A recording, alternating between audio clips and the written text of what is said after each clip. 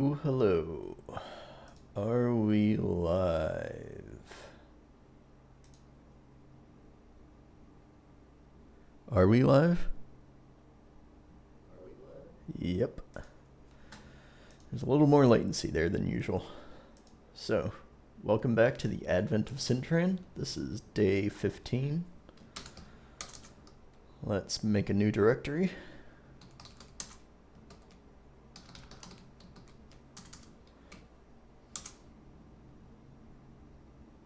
The automatic input downloader is chugging along.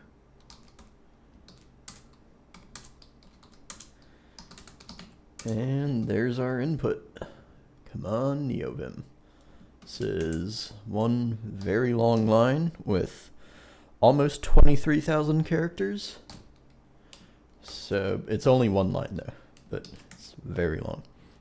Our task is to find the hash of everything separated by commas. So let's actually look at the puzzle.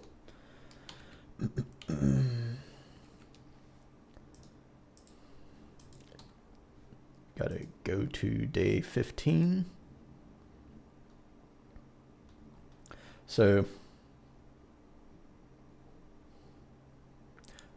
we have to implement this little hashing algorithm that they give us. It's probably not SHA or any cryptographically secure hashing function.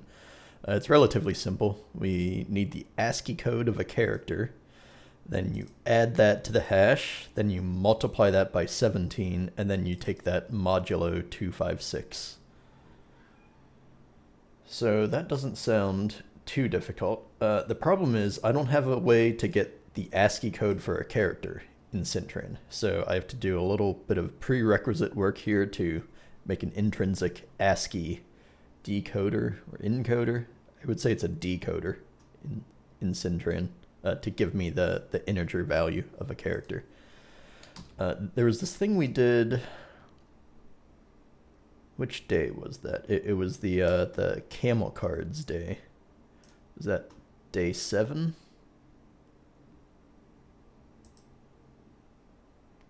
Which day was camel cards?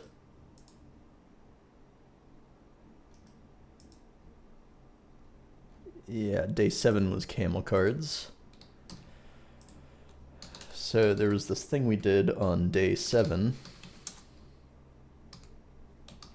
where we looked up a card based on its name. We had this really long function that gets the strength of a card. So basically it would convert a character to some integer enum according to this convention. So I could have a function like this in syntran, which is like about 80 lines long, because we're going to decode alphabetic characters. I guess there could be uppercase and lowercase. So that's like about 50 characters, and then numeric characters and some types of punctuation. So somewhere around 70 to 80 different characters. We could have a very long function like this, which checks every possible character and then returns an integer. But that really wouldn't be efficient because it's a huge linear search. Hey, Kelly. Kelly, you're not allowed on the desk. So the efficient way to do this is to just get the character value, and I have to shell out to Fortran for that. Fortran is the host language of the syntran interpreter. Kelly, you can't sit on my mouse and try to bite me whenever I move it.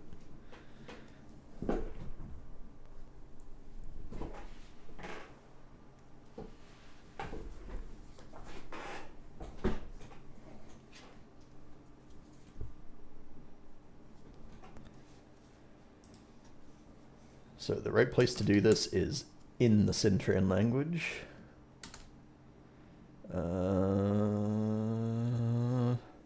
Yeah, here we go. Let me make sure I'm up to date. This shouldn't be too hard. It's just adding one more intrinsic function. I already have half a dozen intrinsic functions, maybe a little more. Good thing I pulled. I must have changed something somewhere else. And I changed something here, actually. I was testing something else.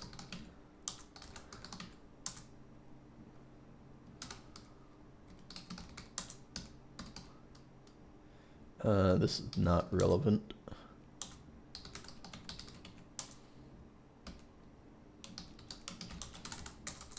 Okay, I could have just git reset hard head. That would have worked.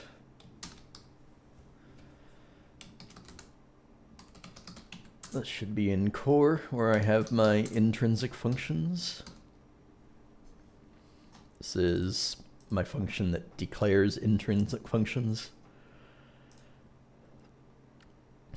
So I want to add a new one. What is this going to be like? It's going to take a string. Ideally, it would take a character, but I don't have a separate character type. So we'll take a string and return an integer. That's going to be a lot like my parse function. Actually, I think I don't want a new function. I just want to put this in the i32 function. Not this one. This is the parse i32 function. I want to take my i32 caster and let that convert characters as well. Because if you look at the way that things like Rust and C++ get the ASCII value of a character, it's just like a casting operation. In C++, it's called int. In Rust, you do it like character as U32 or I32, whichever type it is. So I don't want a new function, I just want my existing I32 casting function. That's the thing that I want to do. That's the thing that I want to use to do the work of converting characters to their ASCII code.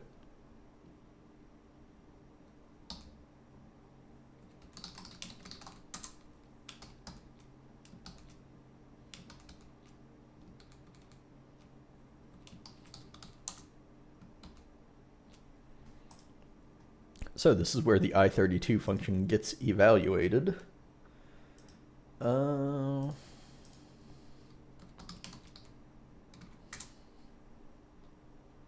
And currently I can cast f32 to integer, i32 to integer, which is just no operation at all, or i64 to integer.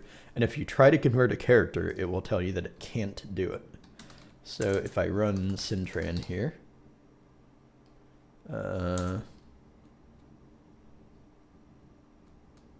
has to compile first. So i32 3, it's just going to be 3. I don't have arrow keys. How do I do this? I forget how to use FPM. FPM is the Fortran package manager.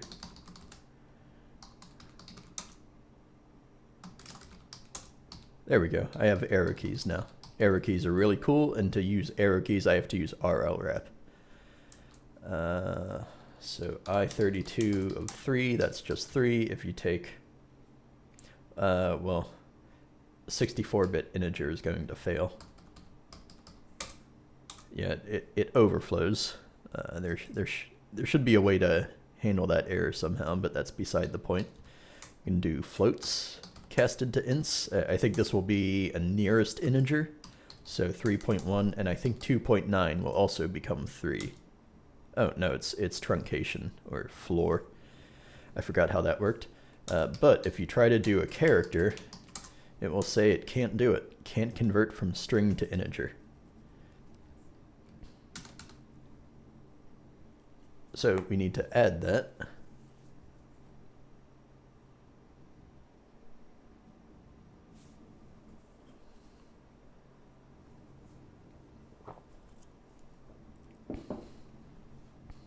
And it should only work for characters.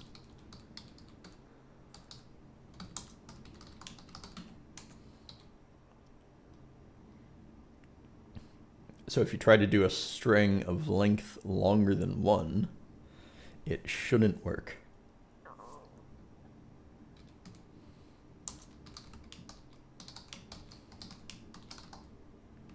Is this str? Is it string? I forget what my member is called.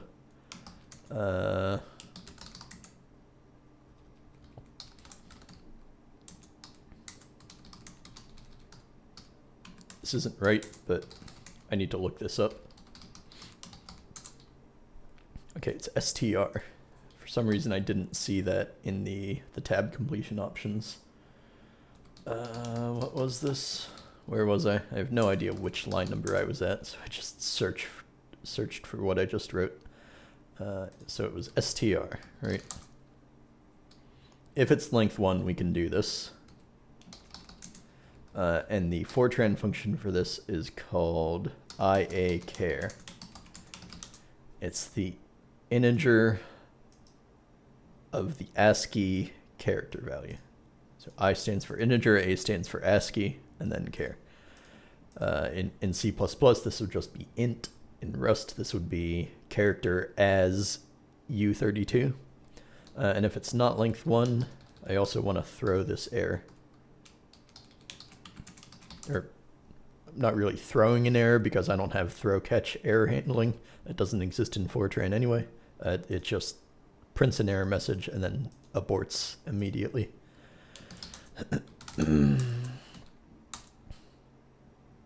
That doesn't work.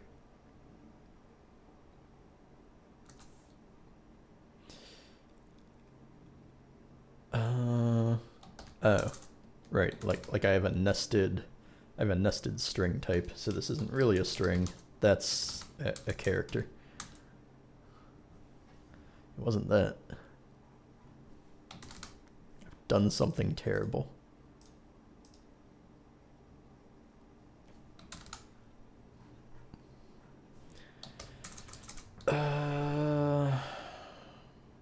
Do I just want to use CMake? Hey, Vision for All. Welcome back to the stream. By the way, I noticed that you had asked about whether I have a garbage collector, and I totally didn't see that message until recently. I do not have a garbage collector. I think I don't need it. First of all, I have really bad memory leaks, but that's like a separate issue. I think garbage collectors are important for languages where you have pointers, because you might have like a reference to something that you lose track of. So in that case, you would need garbage collection, but I don't have pointers in my language, so I don't need a garbage collector. Yeah, I want to compile this with no tab warnings. That's the way. Okay. Right. It's the same thing we just fixed on the line above. Fortran 77. I have a Fortran 90 book over on my bookshelf. There's a brand new modern Fortran book out. Like Fortran 2023.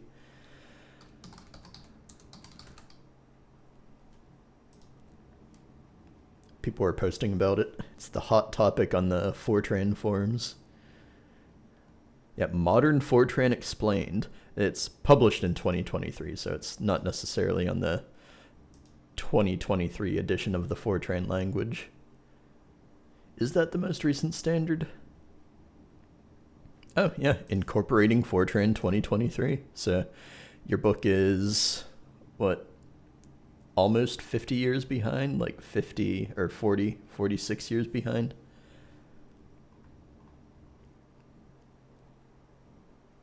Fortran GKS. I don't know what GKS is. That was a long time ago. Welcome back to the stream, Smab UK. So, okay, that compiled. What is, can I do this now? Cool, I think that might be correct. Let me double check an ASCII table to make sure this isn't like off by 1 or anything. A structured approach to the book is Fortran 77 programming. Oh. Is that the title of the book, A Structured Approach?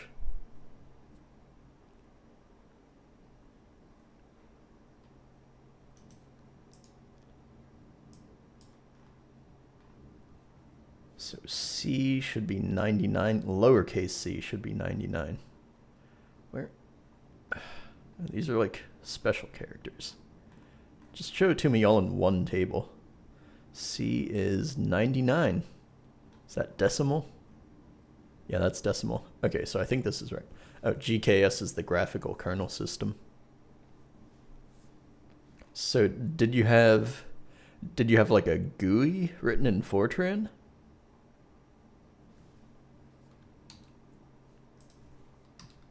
If I do a 2-character string, this should be an error. Okay, yeah, so that's good. I think that's all I need. I should probably add some tests.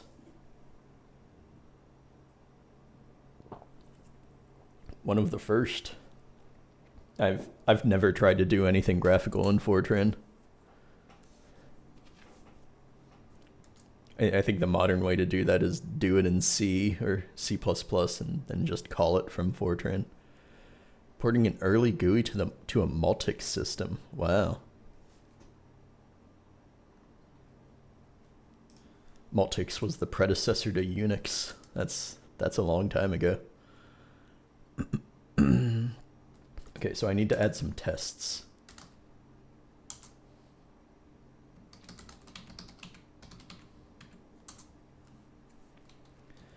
Do I already test this function somewhere? Yes. So what was C? C was 99.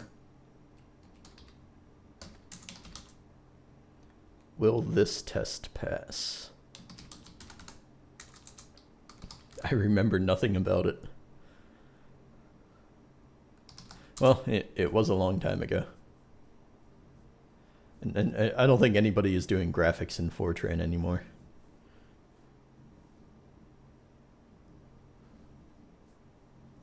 Okay, so that's 612 tests. Let me add another one. If C is 99, then D should be 100. Don't blame them. Okay, now we have 613. Let's do numbers and a couple uppercase characters. So let's do uppercase C and D. Let me refer to the ASCII table again. So uppercase C is 67. And then this should be 68. And maybe a couple numbers.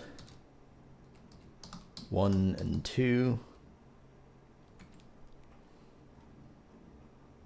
1 should be 49.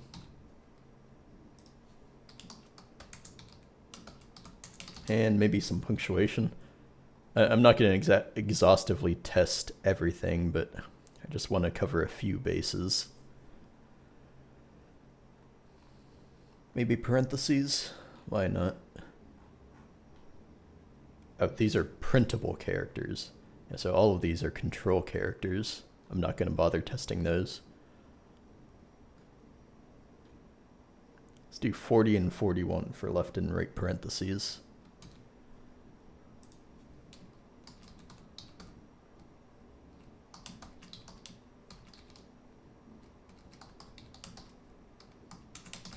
Okay, that should be almost 620 tests, I think. All right. I need to commit that and then install it so that I can use it as my system default syntran interpreter.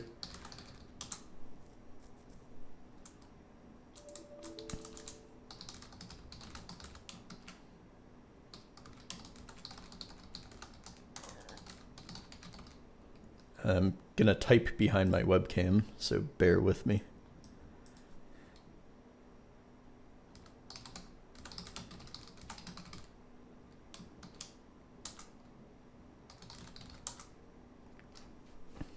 And I want to update my semver.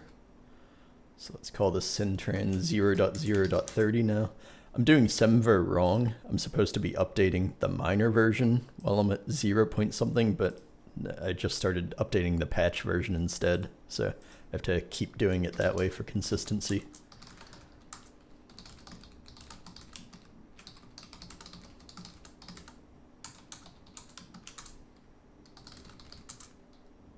And now I have to install that. That's not the way.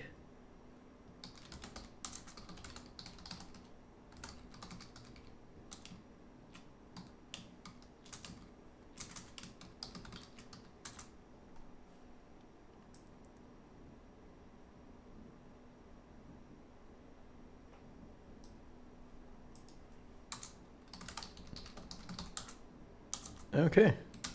Now I should be ready to start day 15 because I need that ASCII character decoder for day 15. Sorry, I missed some of these chats. I would suggest 32 as well. You'll come across that a lot. ASCII 32? SP, oh, space. Yeah, that is a good idea. I want to make sure I don't trim it or anything. Yeah, let's add that to the tests. 32. This is not where I want to be. Cool, 620 tests. Okay. I want to make sure that works over here. Yep. Okay, so let's start day 15. And I also need my test input.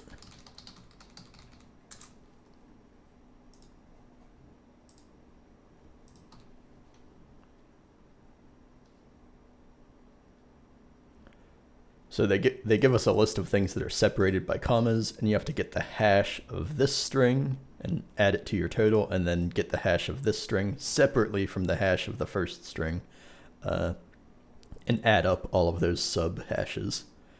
Yeah, just in case I accidentally trim. Because Fortran will trim whitespace. Well, it has a function called trim that you can use to trim whitespace if you want to. So if I like accidentally used that for some reason, that would mess up my character conversion. Sorry, Callie. Not allowed on the desk.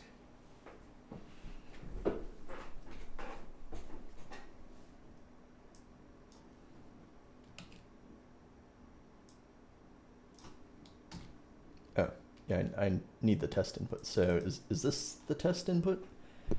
I think it is.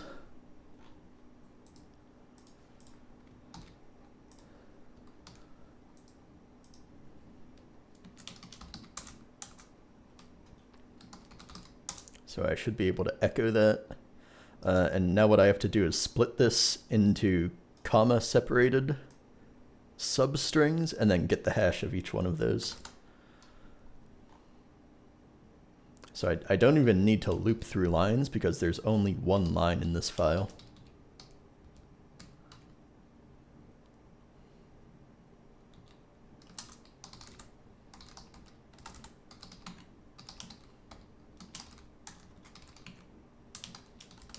And we're splitting by commas.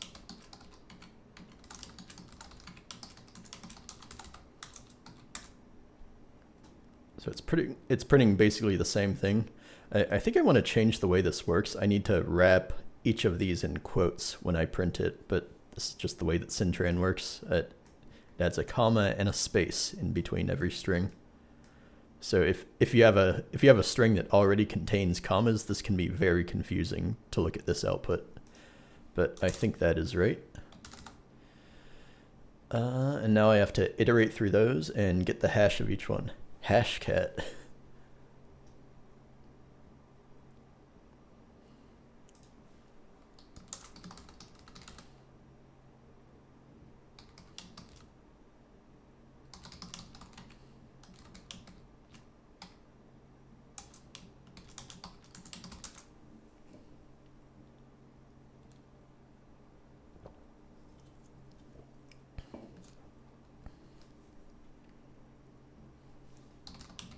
I think I'm going to reuse this string variable.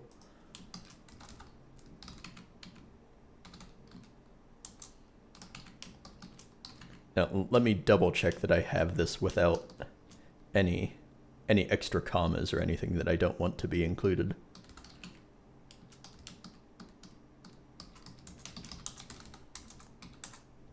Okay, so there they are. manually wrapped in strings, and you can see that they don't have any extra commas, so that's good. Now, how does this hashing function work? We're going to have to iterate through characters in the string, so I need another loop. And let's set hash to 0. Oh yeah, nice straightforward puzzle today. Could have been week 1. Yeah, part 1 looks manageable. I don't know what's going to happen in part 2. Hopefully it's not too bad.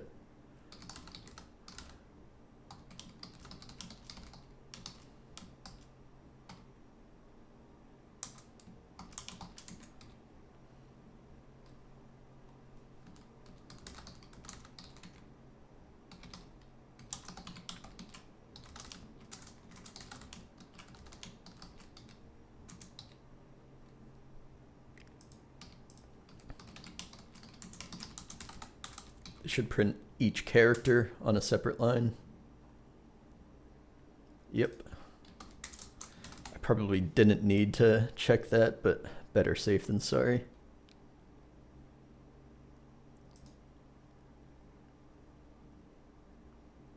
Okay, how does this hashing function work? Get the ASCII code and add it.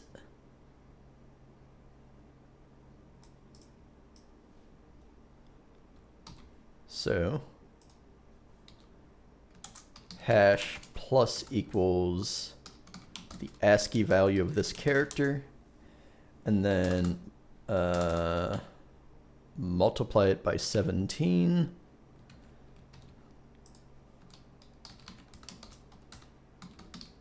And then there's one more step, modulo 256. I can't remember if I have this operator.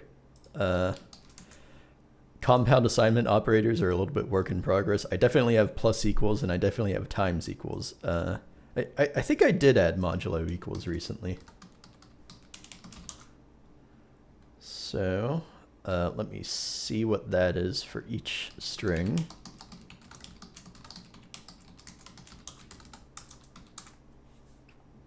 So for the last one, it's 231.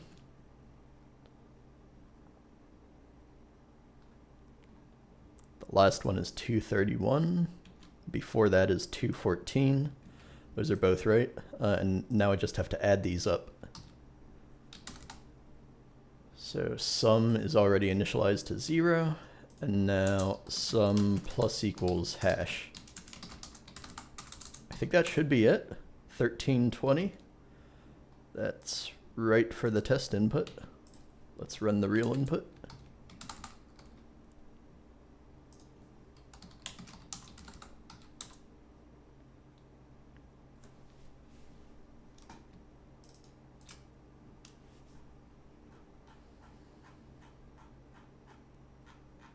There's a chance that I could have a problem with integer overflow, but I'm going to risk it.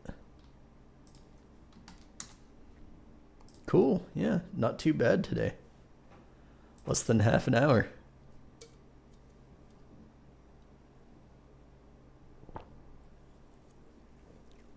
Thanks, Vision for All.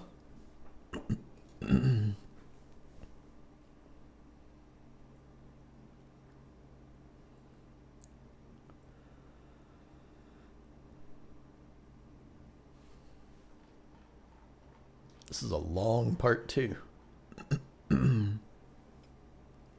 1 star.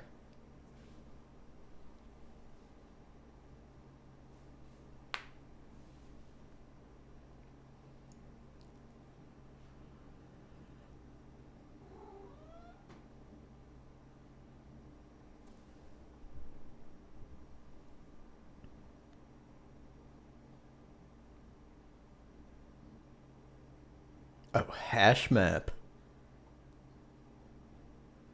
Do I have to implement a hash map data structure? I hope not.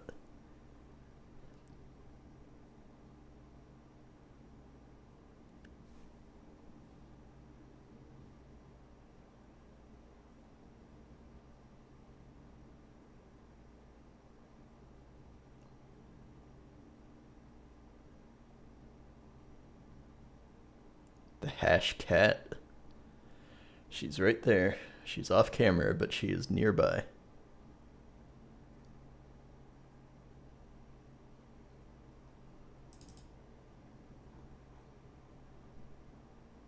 Okay, so these are actually operations. Some of them are equals, some of them are a dash.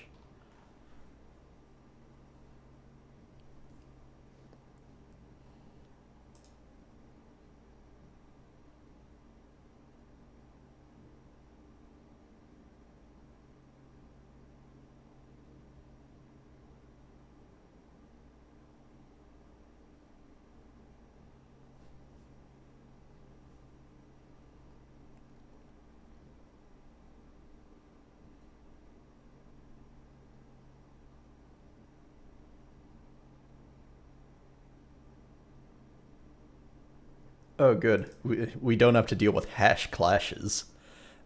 In actual hash maps that you use in any programming language, they have to deal with the case where you might have two different things that have the same hash. And that's called a hash clash. So if you try to insert them both into your data structure, it needs to have like multiple bins. But for this problem, it's saying just replace the one that's already there. So that's good. We don't have to deal with hash clashes.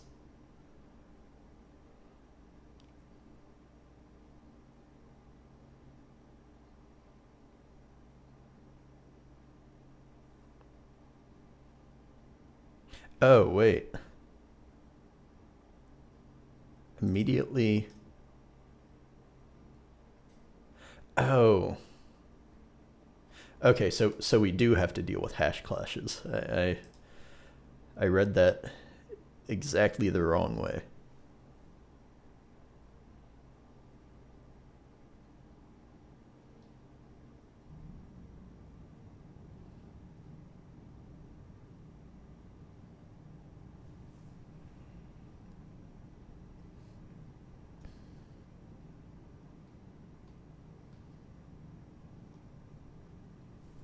So Rn and Qp are in the same box.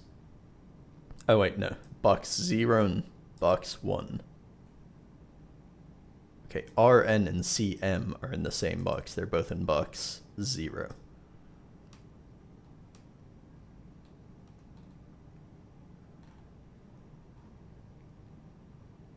So Rn and Cm. What are we getting the hash of? Are we just getting the hash of these two characters?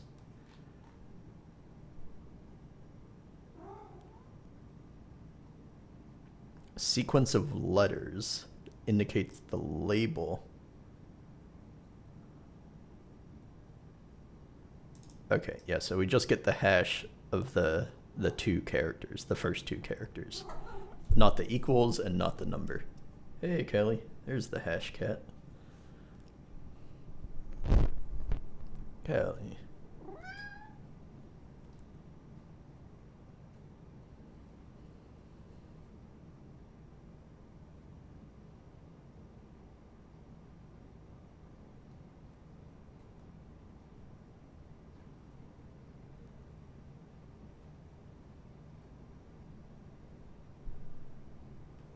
Kelly, I can't see the puzzle.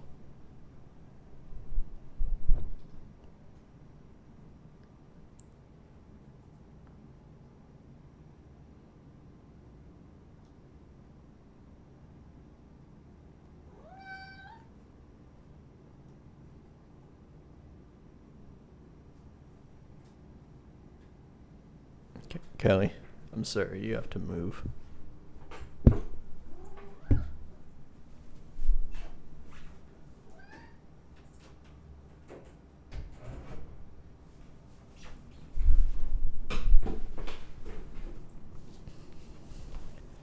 So we're putting the letters and the numbers in the boxes, but not the equals sign.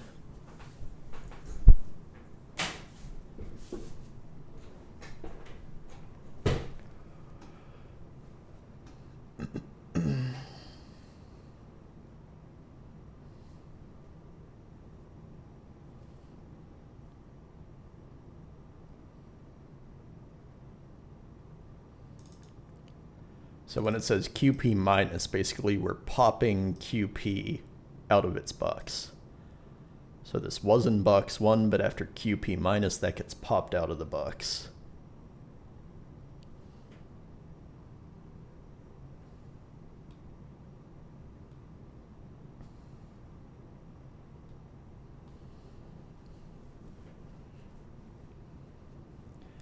So I'm going to need a 2-dimensional array, or a rank 2 array. It's going to be 256 by some max capacity.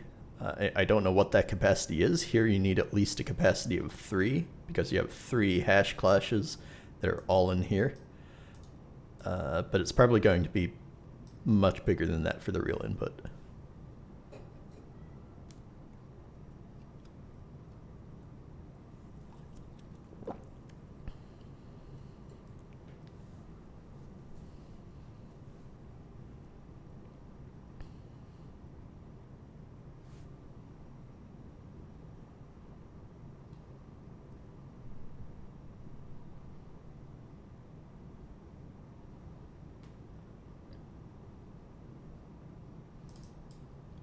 So the box number. So I'm guessing Rn actually has a hash of 0, and QP has a hash of 1.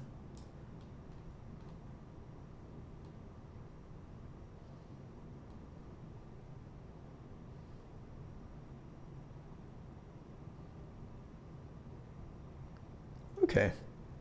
This was a really long description, but it still doesn't sound that bad.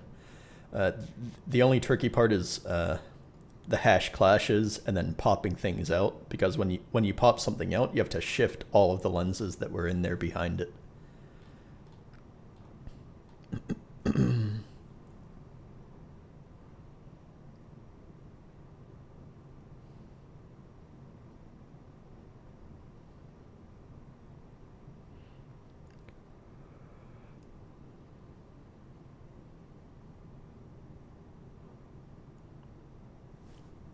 Okay. I think I understand this, and I think I'm up for it.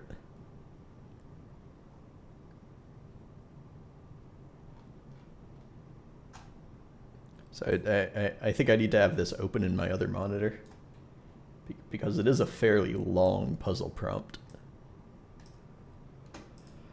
Yeah, let me clean up the debugging. First of all, what was our answer? Our answer for part 1 was 509,000.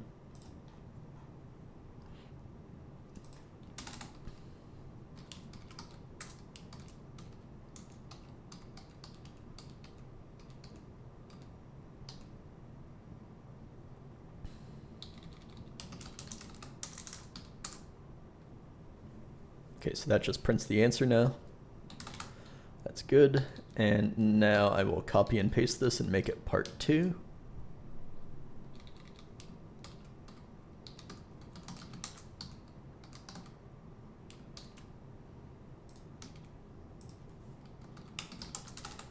So this should just run part 1 twice. Okay, now we have to actually do part 2. First of all, what are the hashes for this test input?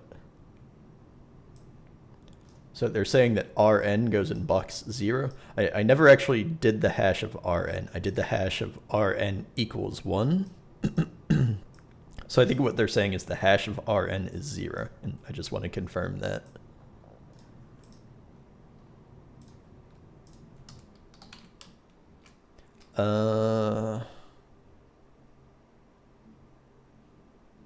I never actually made a hash function. I was expecting a twist, but it wasn't there. I don't know. I think it's enough of a twist. Well, it's not so much a twist, it's just like a natural continuation of part 1. Yeah, some days are more unexpected. This one, not so much. Okay. Yeah, maybe I want to do just, instead of looping up to the length, I just want to do the first 2 characters. So 0 to 2.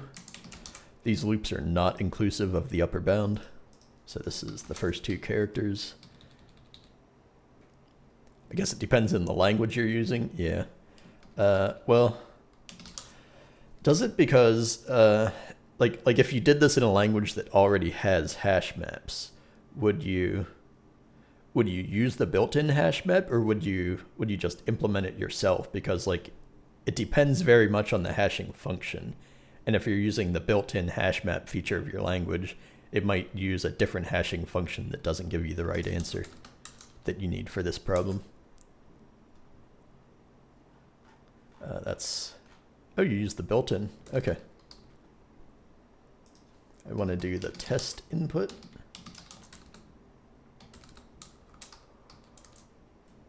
Okay, yeah. So you have something that goes in box 0. What was the test input?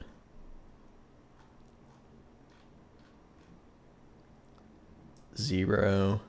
Then CM was also 0. Okay, but it's CM pop, so we're not putting anything else in there because yeah,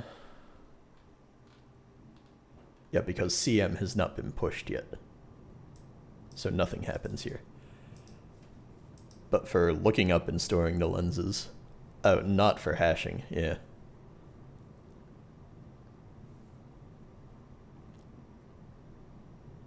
QP goes in box 1.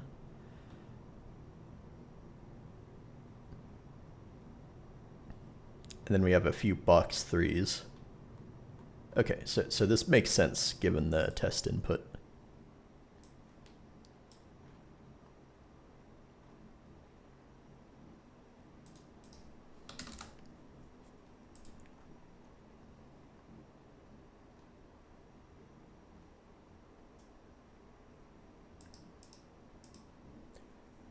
Now I need an array for the boxes. You're going to want to look at the real input as well. Oh, is it like more characters? Yeah. Yeah, they're more than... Okay, that's kind of annoying. Some of them are more than 2 characters. Okay. I can split the string. Yeah, I was about to fall into that trap. So I can split the string using dashes and equals signs and any digit as a delimiter, and that will trim off everything except the identifier label, or they call it a label. So I do not want to go from 1 to 2.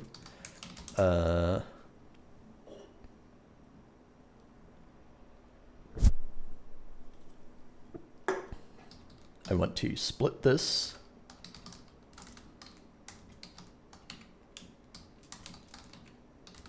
Using dash or equals or any digit characters. I have this defined somewhere. That's not what I wanted to edit.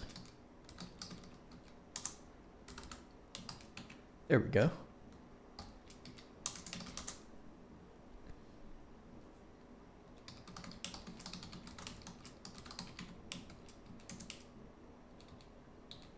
So I do want to loop up to the length of something, but not the length of string. It's the length of the label. Oh yeah, hashing the whole string other than instead of the label.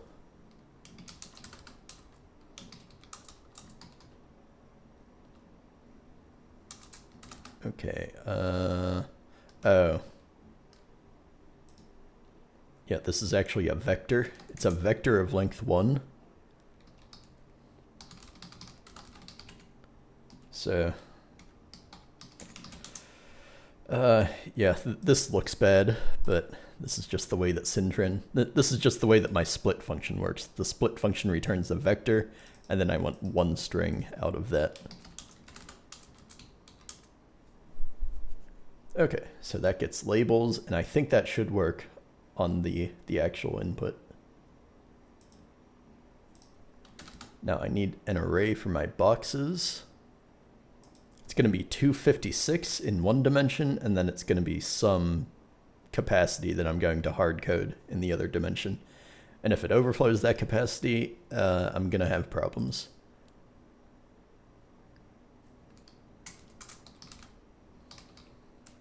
Let's say boxes. I think I just have to store integers. So 32-bit integers, and it's going to be... Which order do I want these to be in? Probably like the capacity first. Box cap by 256. And box cap... Why not make it also 256?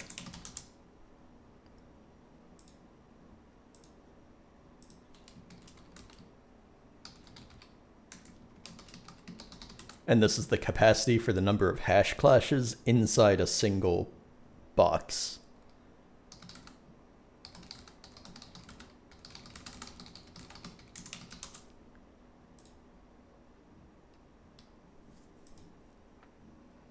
I'm sort of hard coding 256 in a lot of places. Yeah, I'll just live with it.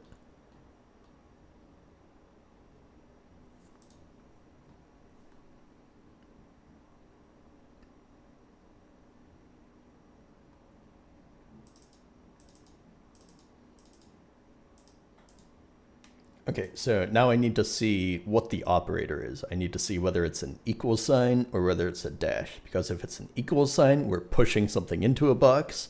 If it's a dash, then we're popping something out of a box.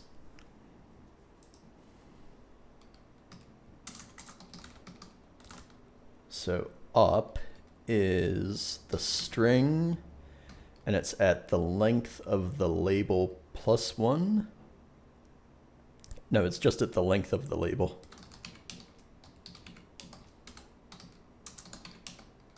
I think.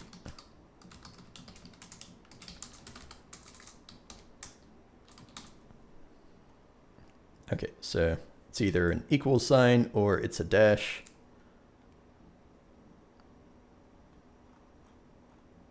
Are there any other cases? No, those are the only two operators.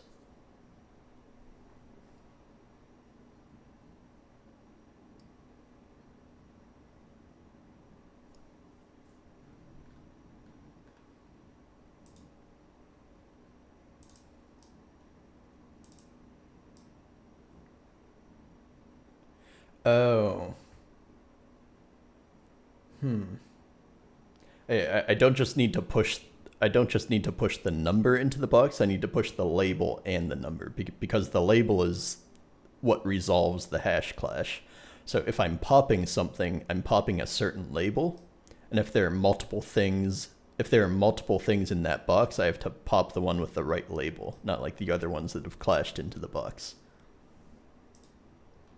So that's a little bit tricky because I don't have structs in syntran. The right way to do this would be to have a struct where you have a label and a hash, and then the label is a string, or sorry, not the hash, but the value. So the label is the string, and then the value is an integer. I can't do that because string and integer are two different types. So I think I'm gonna do some stringly typing. Yeah, so boxes is not going to be an integer array. I could do this with parallel arrays.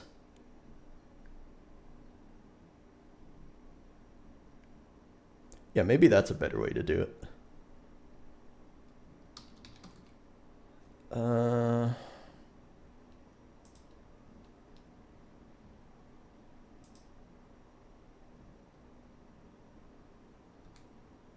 Yeah, I'll just do string-based typing. So I'm going to push the integers in there as strings, and then I'm going to convert from string to integer at some later point.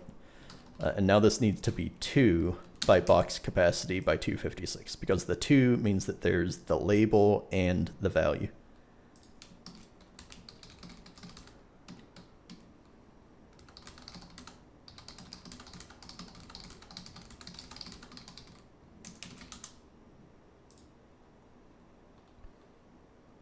Okay, so we have the label, we have the hash, and we have the operator. Now I also need to get the value, and that's going to be one more split operation. I think I can just reuse string. Yeah. Or no, I don't really need to do that at all.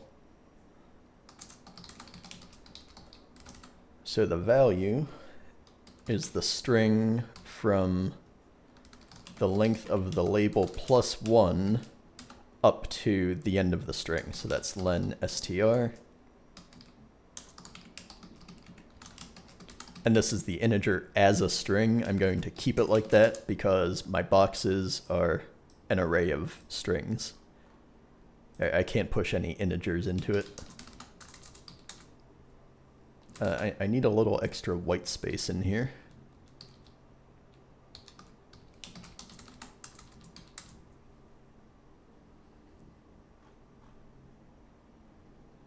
Okay, so we have rn. Okay, rn1, cm, there is no value here. qp3, we have the value 3. What's the last one? ot equals 7. There's a 7. Okay, that looks right.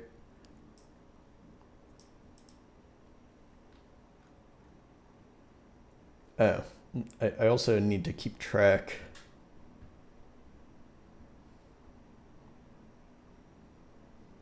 Yeah, do I need to keep track of how many things are in each box? Or can I just assume that if it's an empty string, then it's empty? I think I can just do that.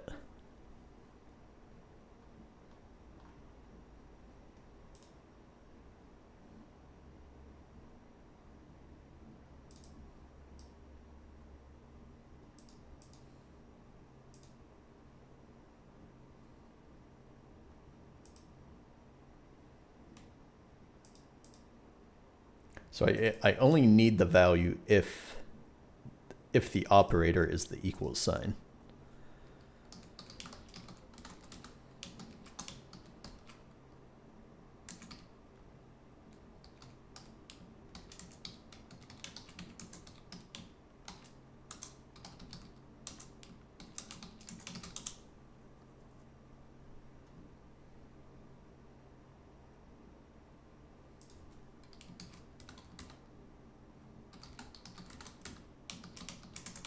This is a dash.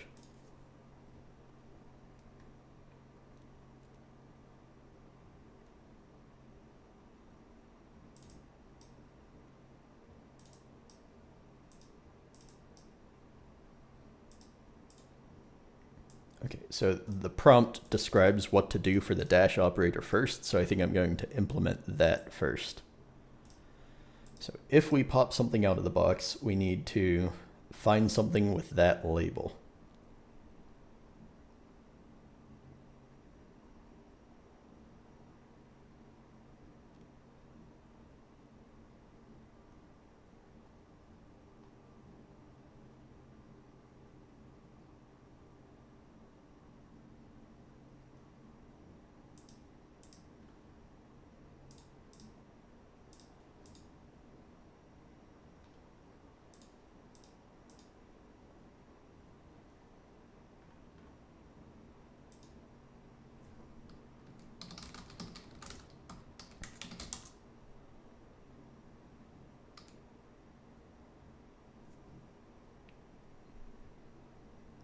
And there's a possibility that there's nothing there with that label. Yeah, go to the relevant box and remove the lens with the given label if it is present in the box. So it might not be here, and we have to deal with that case. We are lucky this time we don't repeat 1 billion times. Yeah, we are fortunate today.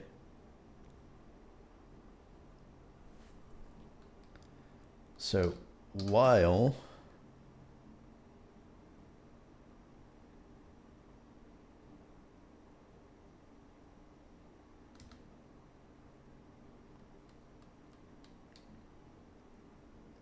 trying to think what I need to do if I overflow the capacity.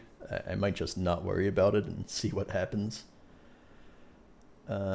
While boxes, how did I index this thing?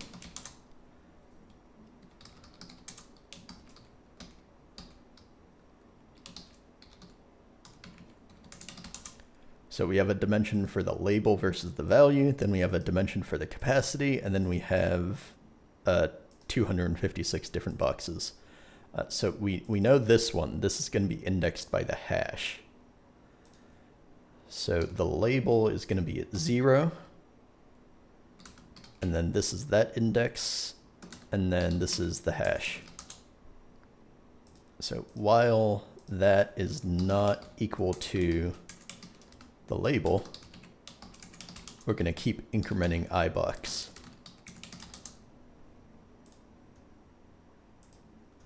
And if we ever get to an empty string, we know we're at the end of the boxes that have been stored there, so we can stop. So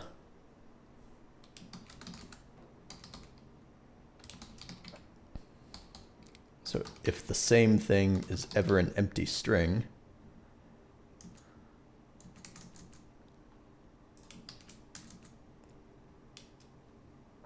why don't I just put in a line break? With the and up there for alignment.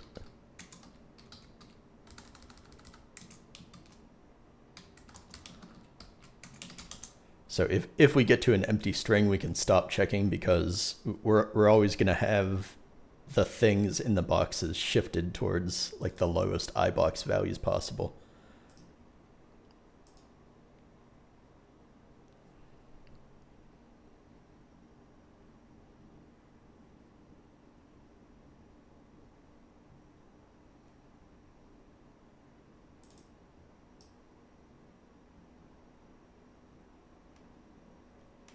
What do we do with the value that we removed? I think we don't do anything with it.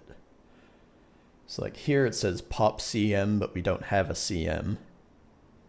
Here it says pop QP3 or pop QP. So we pop this out, but I think we don't do anything with a 3. We just we just remove it. So it's less of a pop, more of a just delete, because pop implies that like you're going to do something with a value.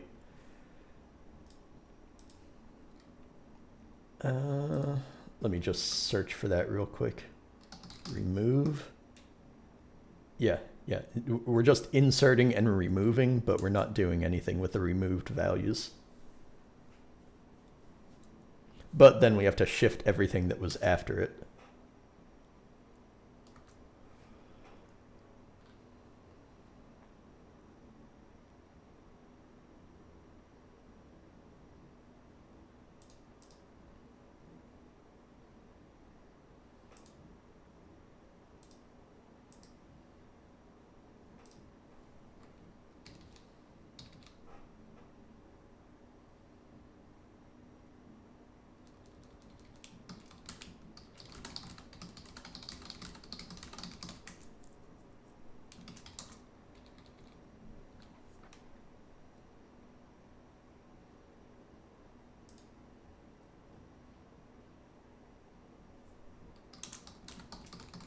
Then we remove this value and shift everything that was after it.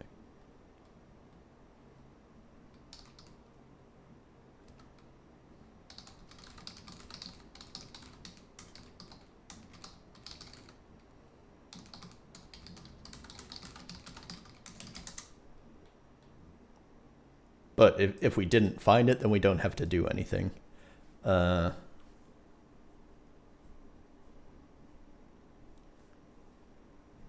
Yeah, I think it's going to be like the same while loop. But we only have the second condition.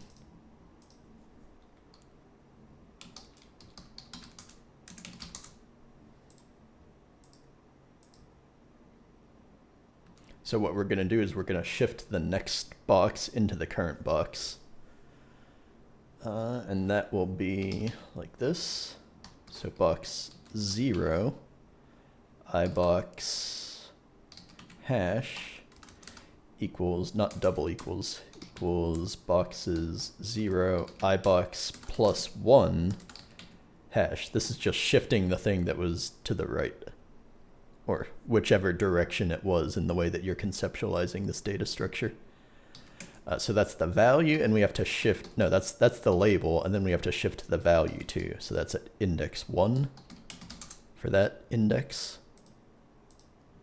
I think that's it. I probably have some kind of bug in here, but I have to implement the pushing or the insertion too, because I can't really test the removal by itself because I've never inserted anything. So unfortunately, this is a problem where you have to write a whole bunch of code before you can really test anything. Usually I like to write like 1 or 2 lines of code at a time and then test it as soon as possible. Okay, now for pushing, or I'm calling it pushing and popping, but really it's insertion and removal. So for insertion,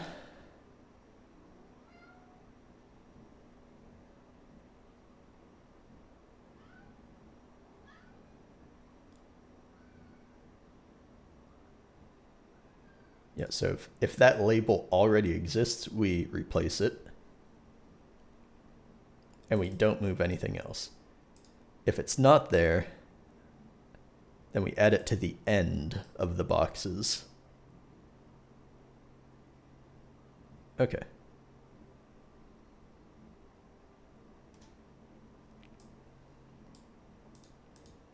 And that's going to be a similar while loop as this.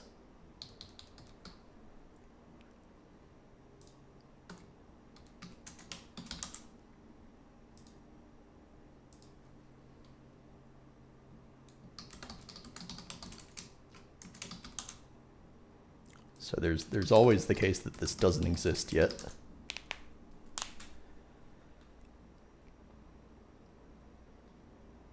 And the thing with this logic, if it doesn't exist, we're going to get to an empty string, and then this whole loop will do nothing because we're already at an empty string.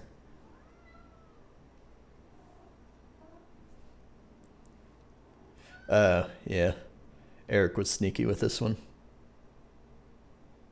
Yeah, and then if you don't use the hash function that he describes, then you get messed up.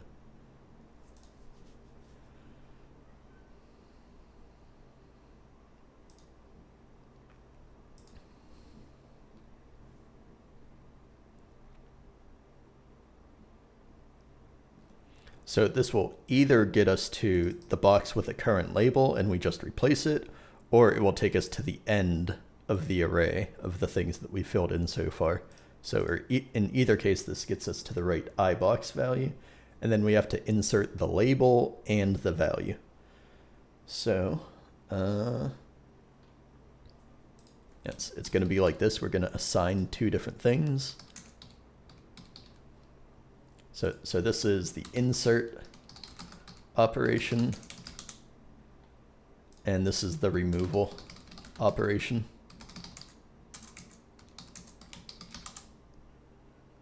So here, the thing that we're inserting is just the label and the value.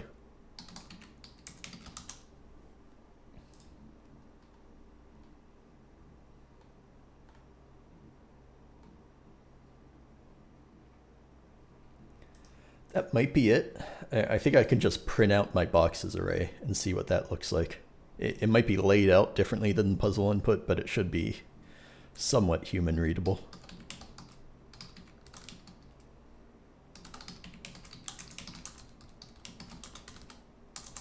So what we are expecting is a final state like this with 2 things in box 0 and 3 things in box 3.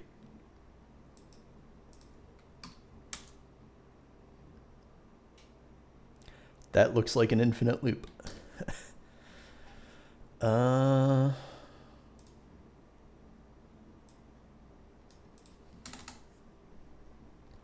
am I even printing inside of an infinite loop?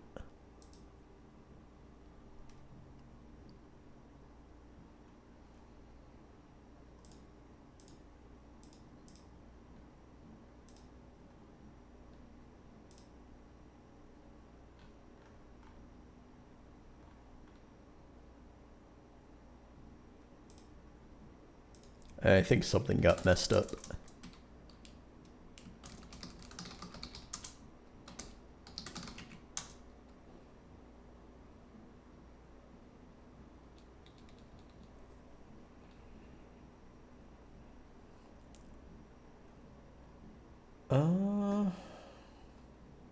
So we have Rn1.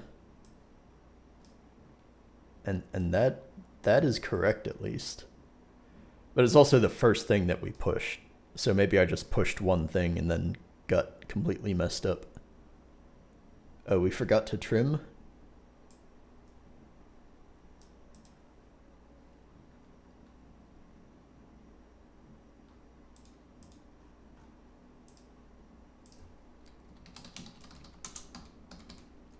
So I only print this once.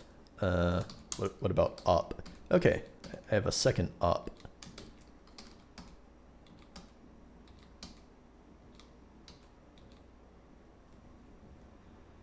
CM the second thing? Yeah, CM was the second thing. And it just seems to go into an infinite loop at that point.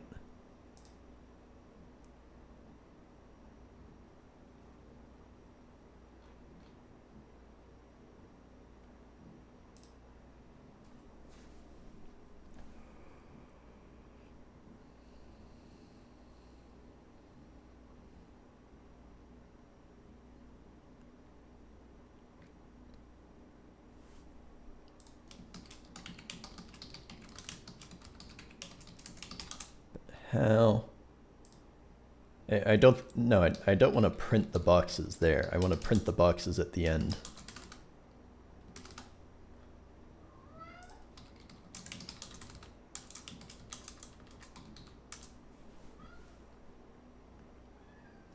Well, it stopped running at least. Okay, so maybe I wasn't in an infinite loop, I was just printing too much.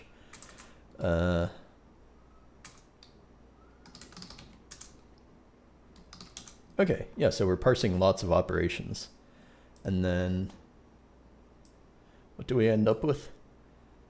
We end up with Rn and Cm, Rn1 and Cm2, and then I have like, remember I have this padded out to like 256, so then I have like 244 blank lines of just commas after that, but if I jump down like 244 lines, then there's box 2, and actually then there's box 1 and then box 2, and those are all completely empty. So let me go down a bunch more, and then, hey, this is right. So we have OT7, AB5, and PC6. And then that should be, the rest of it should be empty. But there's a lot of data because this is way bigger than it needs to be, at least for the test input. I'm only like 4% of the way through my file. Yeah, we might be almost there. There still might be a bug that I don't know about, but so far this much looks okay. Now I have to add up something.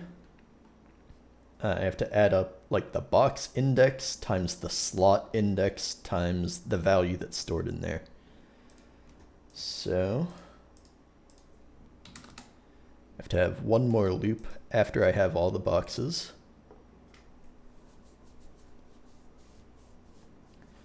We're adding up the focusing power.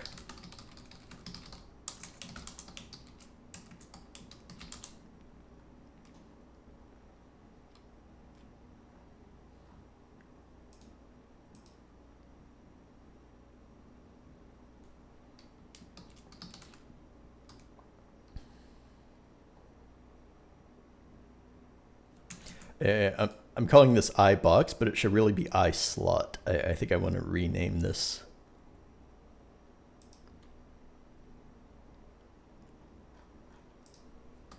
I want to rename this very carefully because my code is working, and when I have working code, I'm really hesitant to change anything.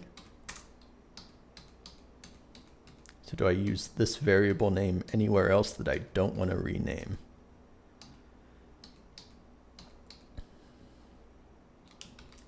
I think I can rename that everywhere. iSlot is better. Yeah, I just didn't read the prompt close enough. Like, they call it slot in the puzzle. So it's like slot is one dimension of the table, and then box is the other dimension of the table. But like I'm kind of calling them both box, and that doesn't make sense.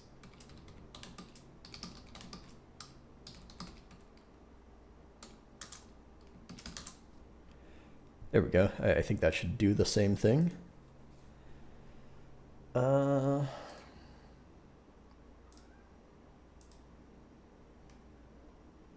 Yeah, now for this, I want to loop through the boxes.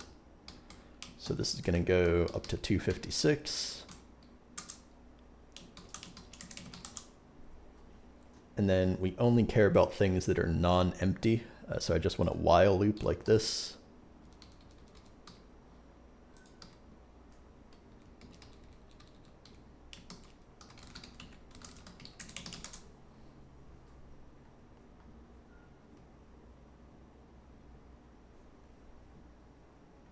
So this thing is an integer. Well, it's a string, but it represents an integer. So I need to convert that.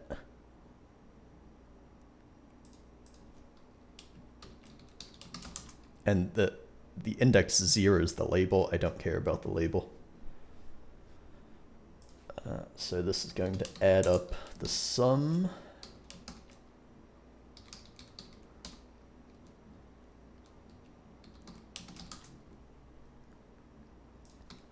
So the sum is the box index. I need, okay, I have hash here, but it's not hash, it's ibox now. So the sum is the box index plus 1. I'm indexing things by 0, so I have to do a plus 1. Times the slot index plus 1 times whatever is in the box. So at the end of this, we should get 145, if I did that correctly.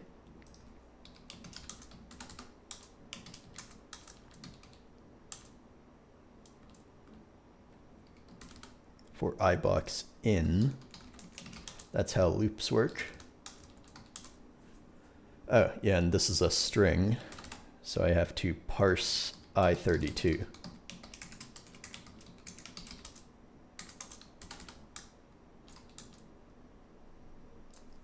Is that right?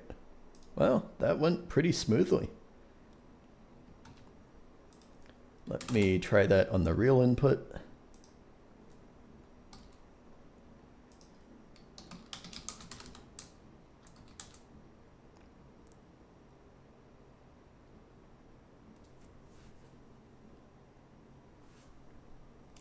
Let's see if that's right. All right, yeah. When I looked at part 2, it was really long, and Smab UK said, like, this is easy. I was like, I don't know, Smab. Part 2 looks kind of hard, but that turned out to be not so bad. I was concerned because, like, I know a couple things about hash maps, but I've never implemented hash maps in any language. Honestly, I've never even worked with them that much, unless you consider a struct to be a hash map. Yeah, that wasn't too bad. Let me clean this up a little bit.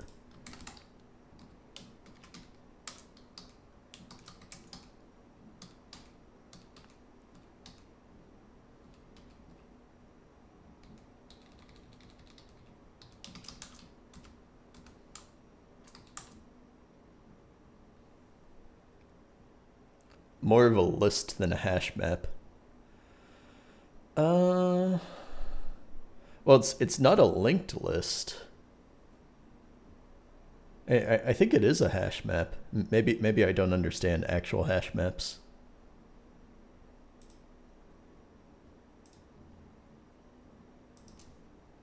Time to implement hashcat. Yeah, we have to come up with the hashcat algorithm.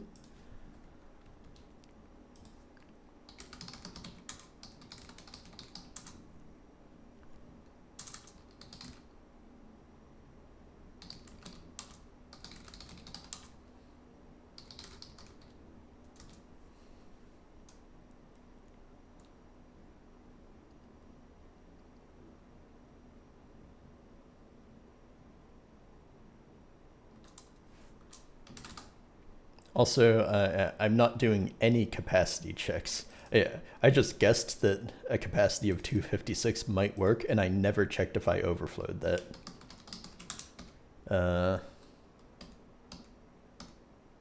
Yeah, I'm not going to fix that, but I should put in a comment at least.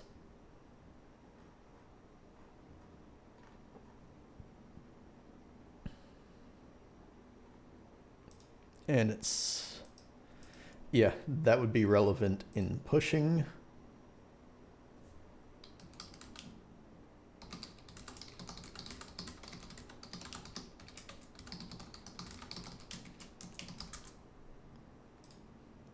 Yeah, if you overflow, you might just get the wrong answer and have no idea why. Maybe it will crash, maybe it won't crash. It might run and give you the wrong answer, which is even worse.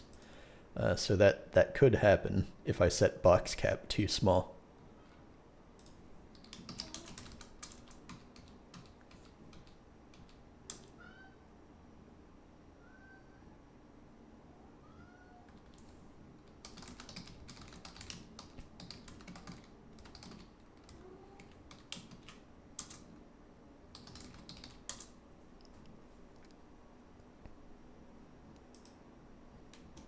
Let me verify that that pushed.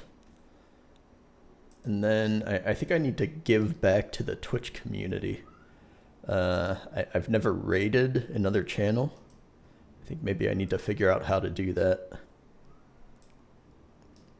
I hope I don't have to have like Twitch bots set up to be able to raid.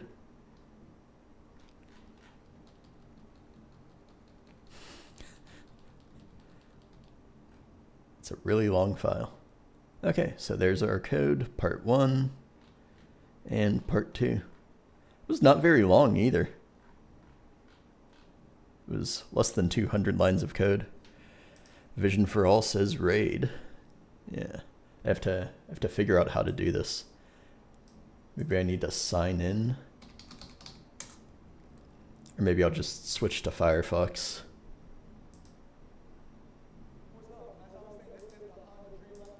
Yeah, let me just switch to Firefox.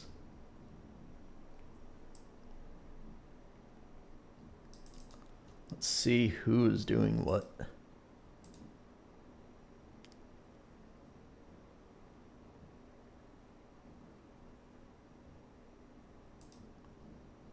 I think I have to go back to viewing mode.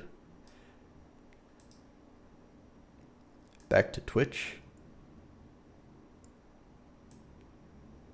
I should have researched this ahead of time.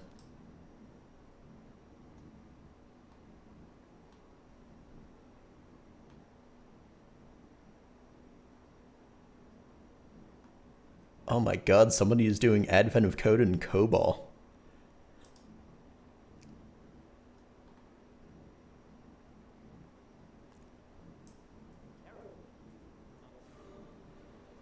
Oh great, we have ads.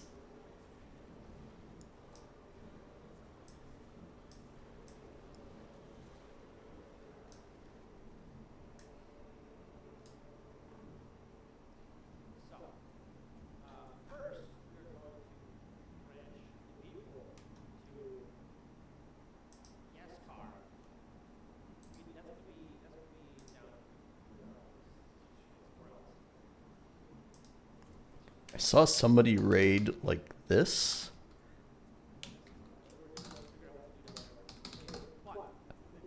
I think I need to have like a Twitch bot set up to be able to do this.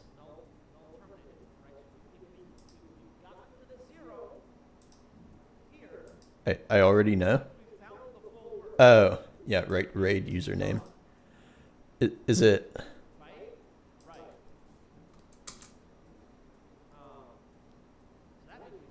I don't know the syntax. Vision for All says /raid username. Ah, there we go. Something popped up. Okay, there we go.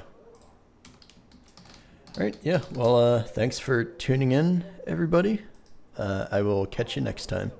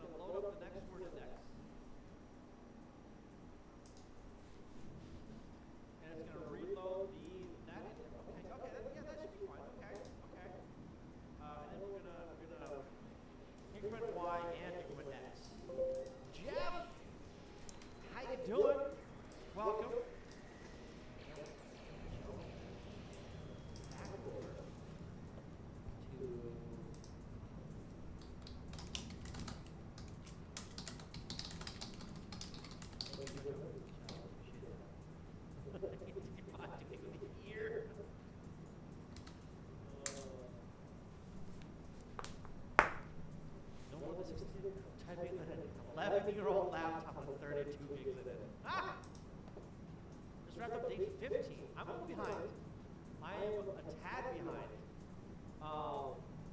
Right now, I'm actually working on day 1, part 2 in assembly.